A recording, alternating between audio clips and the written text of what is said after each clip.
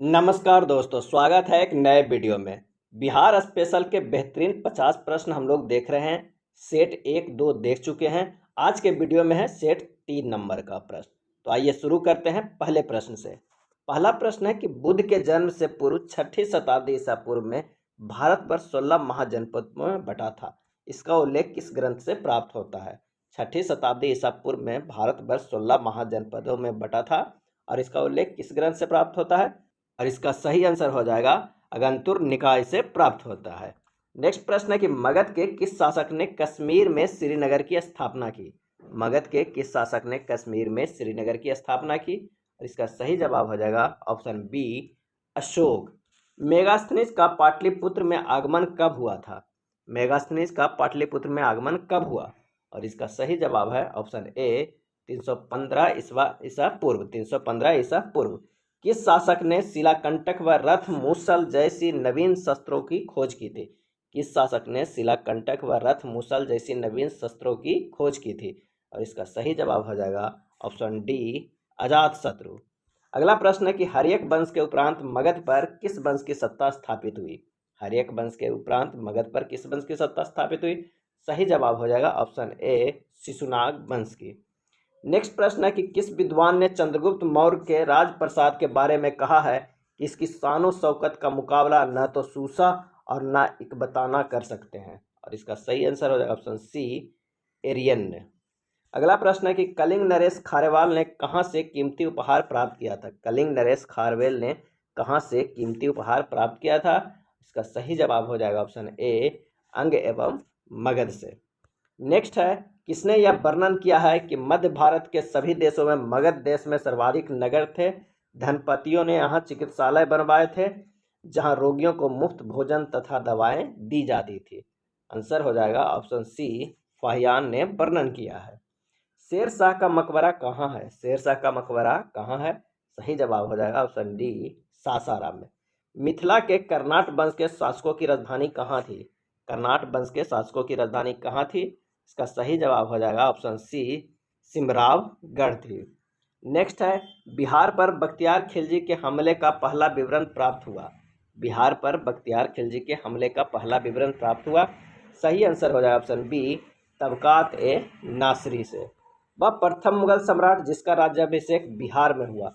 वह प्रथम मुगल सम्राट जिसका राज्याभिषेक बिहार में हुआ। इसका सही आंसर हो जाएगा ऑप्शन डी, फर्रुखशियार का। नेक्स्ट प्रश्न है, गुरु गोविंद सिंह का जन्म कब हुआ?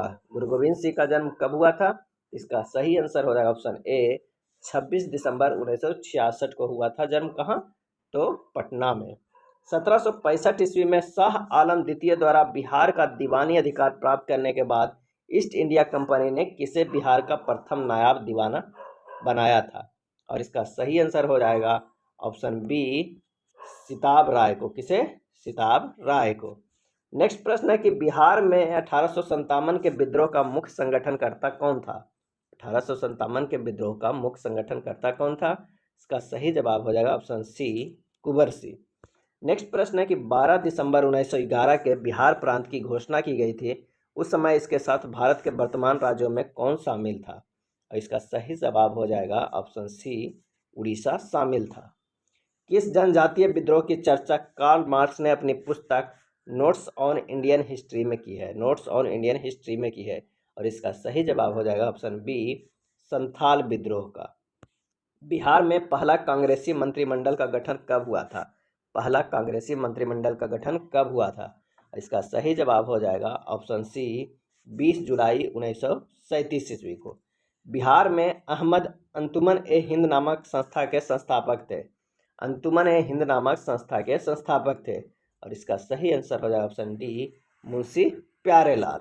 नेक्स्ट है, जगदीशपुर में किसने बंदूकें एवं गोला बारूद बनाने का एक कारखाना स्थापित किया था? बंदूकें एवं गोला बारूद बनाने का एक कारखाना स्थापित किया था। इसका सही आंसर हो जाएगा ऑप्शन डी, कुंवर सिंह ने। निम्न में कौन किसान नेता नहीं थे? कौन किसान नेता नहीं थे इनमें से? और इसका सही जवाब हो जाएगा ऑप्शन सी, सूर्यनाथ चौबे। अगला प्रश्न है कि इनमें से कौन एक देवबंद स्कूल से जुड़े नहीं थे? देवबंद स्कूल से जुड़े नहीं थे। और इसका सही जवाब हो जाएगा ऑप्शन सी, अल्ताफ हुसैन अली। अगला प्रश्न है कि जयप्रकाश नारायण अपने जीवन के अंतिम चरण में किससे जुड़े रहे? जीवन के अंतिम चरण में किससे जुड़े रहे? सही जवाब हो जाएगा ऑप्शन डी, सर्वोदय आंदोलन से। जयप्रकाश नारायण द्वारा नेपाल में गठित आजाद दस्ता के मुख्य प्रशिक्षक थे, और इसका सही आंसर होगा ऑप्शन बी, नित्यानंद सिंह। जयप्रकाश नारायण द्वारा नेपाल में गठित आजाद दस्ता के मुख्य प्रशिक्षक थे नित्यानंद सिंह। किसान समाचार के संस्थापक निम्न में से कौन थे? किसान समाचार के संस्थापक निम्न में से कौन थे? आंसर हो जाएगा ऑप्शन डी, स्वामी विद्यानंद। मुंगेर में 1922-23 में किसकी अध्यक्षता में किसान सभा स्थापित हुई? 1922-23 में किसकी अध्यक्षता में किसान सभा स्थापित हुई? आंसर हो जाएगा ऑप्शन सी, शाह मोहम्मद जुबैर।